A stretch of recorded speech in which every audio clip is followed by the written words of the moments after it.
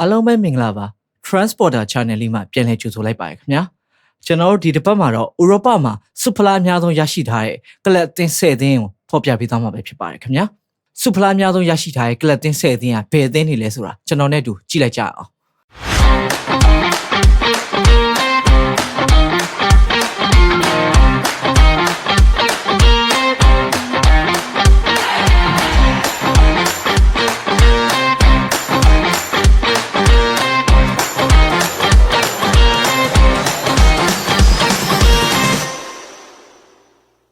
နံပါတ်10 Inter Milan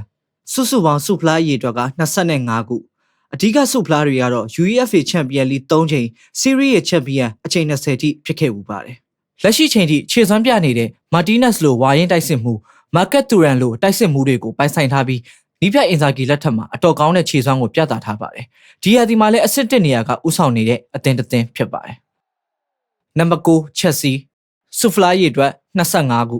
အဓိကစုဖလားတွေကတော့ UEFA Champions League 2ကြိမ် Premier League 6ကြိမ်ရရှိထားပါတယ်။ကျန်တဲ့ဖလားပေါင်းများစွာလည်းရရှိထားတဲ့အသင်းဖြစ်ပါတယ်။လက်ရှိမှာလည်းလူစီယန်ကအလွန်တောင့်တင်းပြီးကိုပါမာကန်စီတိုအန်ဆိုဖာနက်တက်ပက်ထရိုနက်တိုတို့လိုကစားသမားကောင်းတွေကိုပိုင်ဆိုင်ထားပါတယ်။လာမယ့်ရာသီမှာထွန်းတောက်လာမယ့်စောင့်ကြည့်ရမယ့်အသင်းဖြစ်လဲကျွန်တော်တို့မှတ်ယူလို့ရပါတယ်။ဒီရာသီမှာလည်းခြေစွမ်းကောင်းတွေကိုပြသထားတဲ့အသင်းဖြစ်ပါတယ်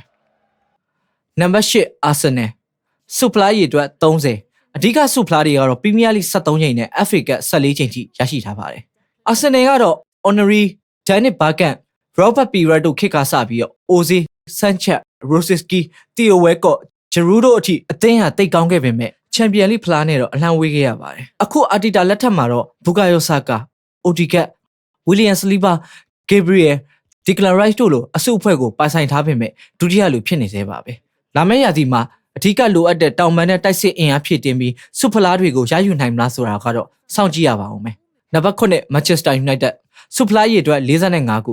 အဓိကစုဖလားတွေကတော့ UEFA Champions League 3ချိန်နဲ့ Premier League ကိုအချိန်20တိတိရရှိထားပါတယ်။မန်ယူကတော့ Ferguson လက်ထက်မှာရွှေအောင်တောက်ခဲ့ပြီးယနေ့အချိန်ထိကမ္ဘာပေါ်မှာပရိသတ်အားပေးမှုအများဆုံးအသင်းလို့သတ်မှတ်ရမယ့်အသင်းဖြစ်ပါတယ်။လက်ရှိမှာတော့ရုန်းကန်နေရပြီးပြန်လည်တိစောက်ဆဲအချိန်တွေဖြစ်ပေမဲ့ Manchester United ဟာအရင်လိုအနေထားပြန်ရောက်လာနိုင်တယ်လို့ကျွန်တော်တို့မျှော်လင့်မိပါတယ်ခင်ဗျာ။နံပါတ်6 AC Milan စုဖလားရေအတွက်48ခုအဓိကစုဖလားတွေကတော့ UEFA Champions League 9ကြိမ် Serie A 19ကြိမ်ထိရရှိထားပါတယ်။ AC Milan ဟာအီတလီ Serie A ကလပ်ဖြစ်တဲ့အတွက်ခန်းစစ်မှာကြောပြီးလက်ရှိမှာလဲ Rafaelio, Pulisic, Abraham, Joao Felix တို့လိုတိုက်စစ်အစုအဖွဲ့ကိုပိုင်ဆိုင်ထားပါတယ်။လာမယ့်နှစ်တွေမှာလည်းခြေစွမ်းကောင်းတွေကိုဆက်လက်ပြသနိုင်မယ့်အသင်းဖြစ်ကျွန်တော်တို့သတ်မှတ်ထားလို့ရပါတယ်။နံပါတ်5 Liverpool စုဖလားရေအတွက်59ခု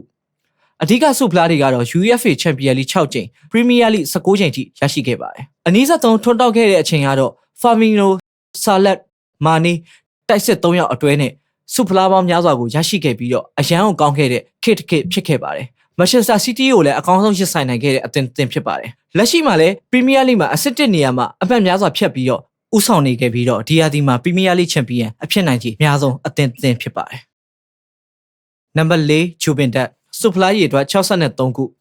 အဓိကစုဖလားတွေကတော့ Serie A 36ကြိမ် UEFA Champions League 2ကြိမ်ရရှိပူပါတယ်။ Juventus ကတော့ကျွန်တော်မှတ်မိသလောက်ခန်းစစ်သိပ်ကောင်းတဲ့အသင်းဖြစ်ပြီးတော့ခေတ်ဆက်ခန်းထားခဲ့တဲ့အသင်းနဲ့ပါဝင်ပါတယ်။လက်ရှိမှာလည်း Dusan Vlahovic လိုအရွယ်သွေးမြင့်တိုက်စစ်ကစားသမားနဲ့ချစ်လက်တဲ့အီတလီနောက်ခံကစားသမားများကိုပိုင်ဆိုင်ထားတဲ့အသင်းဖြစ်ပါတယ်။လာမယ့်နှစ်တွေမှာလည်းစောင့်ကြည့်ရပါဦးမယ်။နံပါတ်3 Bayern Munich စုဖလားရေအတွက်80အဓိကစုဖလားတွေကတော့ UEFA Champions League 6ကြိမ်နဲ့ German Bundesliga Champion အဖြစ်32ကြိမ်ထိရရှိခဲ့မှုပါတယ်။လက်ရှိမှာတော့ Bayern Munich အသင်းဟာ Harry Kane လိုအရေးသွင်းမြင့်တိုက်စစ်ကစားသမားကိုပိုင်ဆိုင်ထားပြီး Musiala လိုလှင်မြန်တဲ့လူငယ်တောင်ပန်တိုက်စစ်ကစားသမားကိုလည်းပိုင်ဆိုင်ထားပါတယ်။ဒါအပြင်ကွင်းလယ်နောက်တန်းအစုအဖွဲ့တွေအလွန်ကောင်းမွန်ပြီးတော့အသင်းကြီးအသင်းအဖြစ် German မြေမှာလက်ရှိချိန်ထိထင်ရှားနေစေကလပ်အသင်းဖြစ်ပါတယ်။နံပါတ်2 Barcelona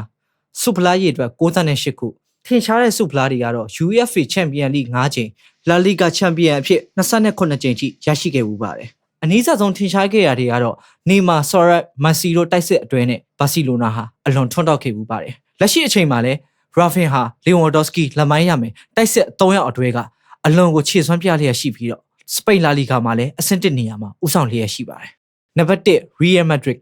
ဆုဖလားရေအတွက်100အဓိကဆုဖလားတွေကတော့ UEFA Champions League 15ချိန် La Liga ဖလား35ချိန်ထိရရှိခဲ့ပါတယ်။တစ်ချိန်ကတော့ Gareth Benzema Ronaldo တို့ရဲ့ BBC တိုက်စစ်အတွဲနဲ့ဆုဖလားအများပြရယူနိုင်ခဲ့ပြီးအလွန်ထင်ရှားခဲ့ပါတယ်။လက်ရှိမှာလည်း Mbappe, Bellingham, Vinicius Junior, Rodrigo တို့လိုကျဲတဲ့အစုဖွဲ့ကိုပိုင်ဆိုင်ထားတဲ့အသင်းဖြစ်ပါတယ်။ဒီဟာဒီ Champions League ဖလားကိုလည်းရနိုင်ခြေအများဆုံးအသင်းတွေထဲကအသင်းဖြစ်ပါတယ်။